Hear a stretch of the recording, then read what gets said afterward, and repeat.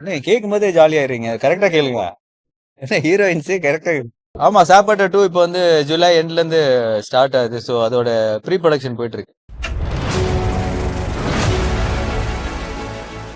25th release ஆகுது.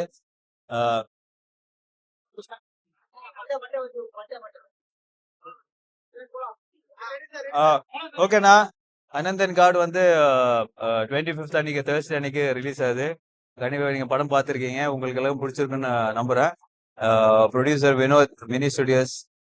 இந்த படத்துக்காக அந்த நீங்க படத்திலே தெரியும், அந்த பிரம்மாண்டம், அந்த மேக்கிங்கும் சரி, அந்த லொகேஷன்ஸும் சரி, எல்லாமே வந்து ரொம்ப ரொம்ப ரொம்ப மெனக்கட்டு, ரொம்ப இங்கதான் படம், இந்த சீன் எடுக்கணும்னு ரொம்ப ஹார்ட் ஒர்க் பண்ணி அவங்க பண்ணியிருக்காங்க. ஸோ கண்டிப்பா இந்த டைம்ல வந்து நம்ம டைரக்டர் ஜெயன் கிருஷ்ணகுமாருக்கு வந்து ரொம்ப நன்றி சொல்லி ஆகணும். ரொம்ப அழகா முரளி கோபியோட ஸ்கிரிப்ட் வந்து அது பேப்பர்ல இருந்து ஸ்கிரீனுக்கு ரொம்ப அழகா டிரான்ஸ்லேட் பண்ணியிருக்காரு. தேங்க்யூ. வழக்கம் போல நீங்க எப்பவுமே சப்போர்ட் பண்ற மாதிரி இந்த படத்துக்கு உங்க பெரிய சப்போர்ட் தேவை. தமிழ் அண்ட் மலையாளம் 2 லாங்குவேஜிலுமே இந்த படம் வந்து பெரிய அளவுக்கு ரிலீஸ் ஆகுது. So please do support. Thank you. கேள்வி கேட்கலாம். கேள்வி பேசுறா. எல்லாருக்கும் எல்லாருக்கும் வணக்கம். சார் சொன்ன மாதிரி இது ஒரு ட்ரீம் ப்ராஜெக்ட். எனக்கு இந்த ஸ்கிரிப்ட் கேட்ட போதே வந்து இது ரொம்ப பொருள் செலவில், இது வந்து ரொம்ப பெரிய செலவில் தான், பட்ஜெட்ல தான் முடியும்னு தெரியும். ஸோ அதுக்கு ஜஸ்டிஃபை பண்ற மாதிரி தான் ஒவ்வொரு லொக்கேஷனும் சூஸ் பண்ணி ஷூட் பண்ணியிருக்கிறோம். இது வந்து பீரியட் ஃபிலிம்ங்கிறதுனால நிறைய சிஜி, நிறைய பழைய காலத்தோட செட்ஸ் எல்லாமே இன்வால்வ்டு. உதாரணத்துக்கு நீங்க பாக்குற ஏர்போர்ட் வரைக்கும் நம்ம சிஜி பண்ணது தான். ஆல்மோஸ்ட் ஆல் லொகேஷன்ஸ் எக்ஸப்ட் ஜெய்சால்மீர்ல ஷூட் பண்ண அந்த கிளைமேக்ஸ் தவிர எல்லாமே வந்து செட்ல ஷூட் பண்ணியிருக்கிறோம்.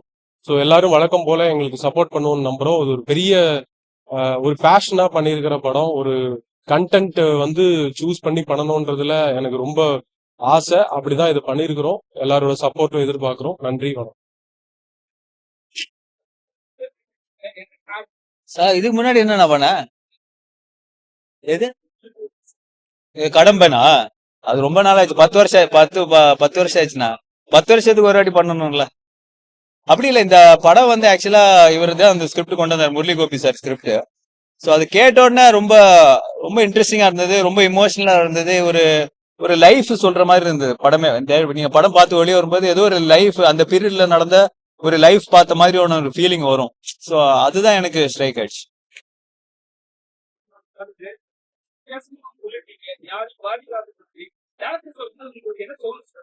இல்ல, அது வந்து ரொம்ப கேர்ஃபுல்லா இருந்தாரு. ஏன்னா நம்ம வந்து அது ரொம்ப சென்சிட்டிவான இஷ்யூ, அது கரெக்டா பண்ணணும், அது கரெக்டா போய் சேரணும்ன்றதுல ரொம்ப கவனம் எடுத்து தான் பண்ணியிருக்காங்க. ஸோ அதோட ரிசல்ட் இது.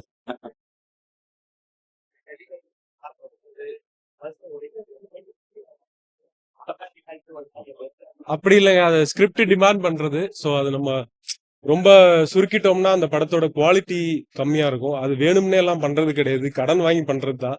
தப்பா எடுத்துக்காதீங்க. கடன் வாங்கி தான் பஸ் படத்துக்கு தேவையானது நம்ம பண்ணோம் இல்லையா, அதுக்காக.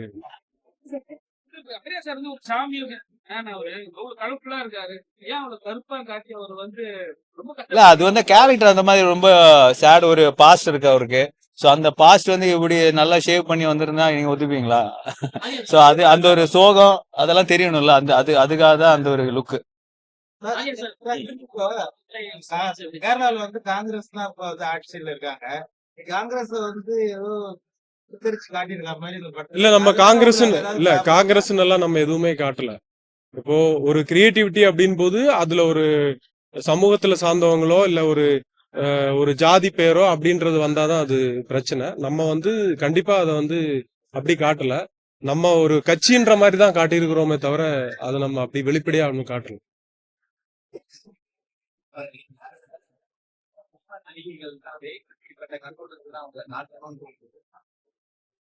இல்ல, அது நீங்க ப்ரொடியூசர் டைரக்டர் தான் கேட்கணும். நான் அந்த சீன்ல நடிக்கலையே. எதுங்க? சாரி. Okay okay okay. அப்படியெல்லாம் இல்ல சார். அதுல சினிமாக்காரர் கிடையாது. அவர் ஒரு வயசானவர். இது ஒரு ஃபிக்ஷன் தானே சார். அதுல வந்து நீங்க நீங்க வந்து அப்படி ஒவ்வொன்றுத்துக்கும் குறை கண்டுபிடிக்க முடிஞ்சா நம்ம எதுவுமே சினிமாவே பண்ண முடியாது. இப்ப நீங்க போலீஸ வந்து தப்பா காட்டுறோம் நிறைய படங்கள்ல, அதுக்காக எல்லா போலீஸ்காரங்களும் தப்பானவங்க கிடையாது. அதனால அது ஒரு கதாபாத்திரம் சார், அவ்வளவுதான்.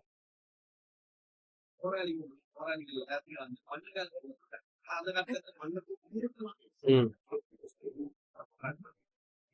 இங்க பொண்ணுங்க நீங்க அப்படி இல்லையே, இந்த அப்படி கதையே நீங்க அப்படி இல்லையே. அவங்க ஒரு கெஸ்ட் ரோல்ல இல்ல வராங்க. அவ ஒரு 10 நிமிஷத்துக்கு அப்புறம் வெளியே போயிருக்காருன்னு நினைக்கிறேன். நீங்க அதுக்கப்புறம் படம் முழுசா கிளைமேக்ஸ் பார்க்கல. வந்துருக்கீங்கன்னு நினைக்கிறேன். அவங்க இருக்கிறதே 2-3 சீன் தான் சார். அவங்க அதுல ஒரு செக்மெண்டா வராங்க, செக்மெண்டா வெளியில போயிடுறாங்க. கண்டிப்பா நிறைய கட்டு கொடுத்துருக்காங்க. அப்படி அது வேணாம் இல்ல சார், சொல்ல முடியாது அப்படி இல்ல நம்மளால. கட்டுன்னு கொடுக்கல. அவங்க சொல்லும் போதே இந்த படம் வந்து நீங்க ரிலீஸ் பண்ணனா ஏ சர்டிபிகேட் அப்படின்னு சொல்லிதான் அவங்க கட்டு ரொம்ப பெரிய கட்டெல்லாம் அவங்க கொடுக்கல. சோ கட்ஸ் இருந்திருக்கு, அது மினிமல் தான், ரொம்ப மினிமலா இருந்திருக்கு. ம். தமிழ் சினிமாவில இது வரைக்கும் மிகப்பெரிய தலைவர் வந்து காட்சிப்படுத்த முடியாத ஒரு சுச்சுவேஷன் இருக்கும். ம். ஆனா மலையாளத்துல இந்த டைரக்டர் வந்து துணிச்சலா வந்து தலைவர் பிரபாகரன் வர காட்சிய தைரியமா வச்சிருக்கிறாரு. ம். அதுக்காக ஏதாவது வந்து நம்ம தமிழ் சினிமா இல்ல அது வந்து இல்ல சென்சர் படம் ஒன்றும் சொல்லல. ஏன்னா அது எங்களுக்குள்ள ஒரு பெரிய டிபேட் என்னன்னா யாரு அந்த கேரக்டர் ப்ளே பண்றதுன்றது வந்து ரொம்ப முக்கியமா இருந்தது.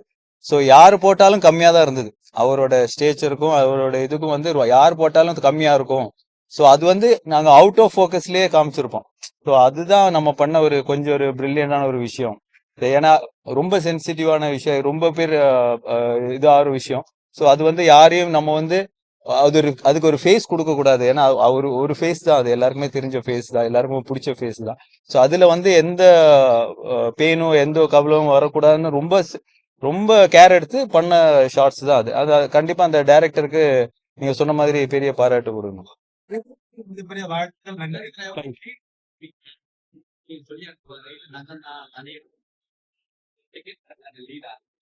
இல்ல செகண்ட் பார்ட் இருக்கு, எழுதும் போதே அந்த மாதிரிதான் இருக்கு. ஸோ அங்க அந்த பீரியட்ல வளர்ந்து வரான்ல ஒரு டைம்.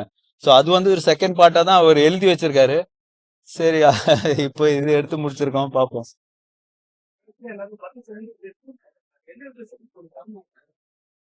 தமிழ்நாட்டுலன்னு இல்லைங்க, அது again I'm telling you, அது எப்படி எழுதப்பட்டிருக்கு அப்படின்றது இருக்கு.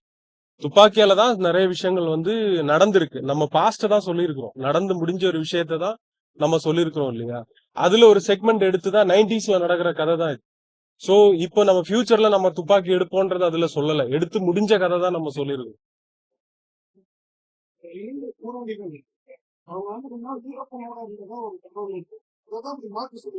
இல்ல நான் அந்த அளவுக்கு எனக்கு நாலேஜ் இல்லையாண்ணா. இல்ல அது கிடையாது. ஸோ நான் அவர் முரளி கோபி என்ன மீன் பண்ணி எழுதியிருக்காருன்னா அந்த அந்த டைம்ல அவர் கேட்ட விஷயங்கள், அவர் அந்த ஊர்ல தான் இருந்திருக்கிறாரு. ஸோ மத்தவங்க சொல்லி தெரிஞ்ச விஷயங்கள் அது வச்சு ஒரு ஃபிக்ஷனா ஒரு கதை எழுதியிருக்காரு. அது இதெல்லாம் வந்து உண்மையான்னு கேட்டேன்னா கண்டிப்பா கிடையாது. ஸோ இதெல்லாம் வந்து அவர் ஒரு ஊகிச்ச அந்த ஒரு உண்மை அந்த மாதிரி தான் எழுதியிருக்காரு. அது அப்படி கூட இருக்கலாம்.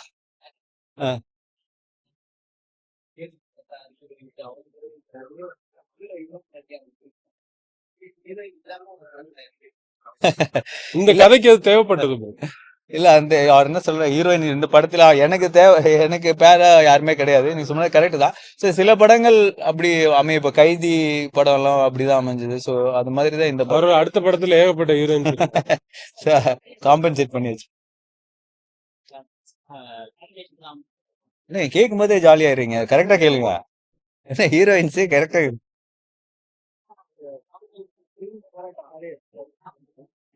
புரியல எனக்கு. என்னது இலங்கை அகதிகளுக்கான அவங்க ஈழத்தமிழரோட இது வந்து இப்போ ஒரு போராட்டமாவே இருக்கு சார். அது ஒரு பெரிய அரசியல் சார். அதை பத்தின படம் நம்ம பண்ணும்போதுதான் அதை பத்தி சொல்ல முடியும். இது அதை பத்தின படம் கிடையாது. இது ஒரு செக்மெண்ட் தான், ஓகேங்களா. ஒரு கேரக்டர் திருவாண்டறதுக்குள்ள வராங்க. நீங்க சொன்ன மாதிரி மேபி பார்ட் 2ல ரொம்ப எலாபரேட் பண்ணி அது எங்களுக்கு எல்லாரும் ஒரு அது அங்க நடக்கிற மாதிரி தான்.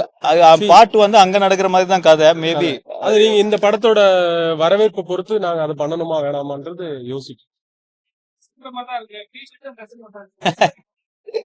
சரி, நீங்க கெஸ் பண்ணீங்கன்ற நம்பிக்கையில தான் வந்து இந்த டிஷர்ட்டே போட்டு வந்திருக்கிறாங்க.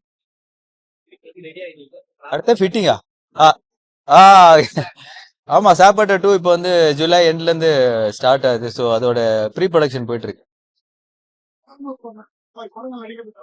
கல்யாணத்துக்கு அப்புறமா மாற்றமா ஏங்க அதுக்கப்புறம் அடுத்த படத்துல தான் 2 ஹீரோயினோட நடிக்கிறேன், அதுவும் கல்யாணத்துக்கு அப்புறம் தான். ஓகேண்ணா, தேங்க்யூண்ணா, தேங்க்யூ. ஸோ சொன்ன மாதிரி ப்ளீஸ் சப்போர்ட் பண்ணுங்க இந்த படத்தை. ரொம்ப ரொம்ப எஃபர்ட் போட்டு ரொம்ப எந்த பட்ஜெட் எதுவுமே பார்க்காம இப்போ இருக்கிற சூழ்நிலையில இவர் வந்து அந்த படத்தை ரொம்ப துணிச்சலா எடுத்திருக்காரு, ஃப்ரெண்டு வினோத். ஸோ உங்களோட சப்போர்ட் ரொம்ப முக்கியம், ரொம்ப தேவை. தேங்க்யூ.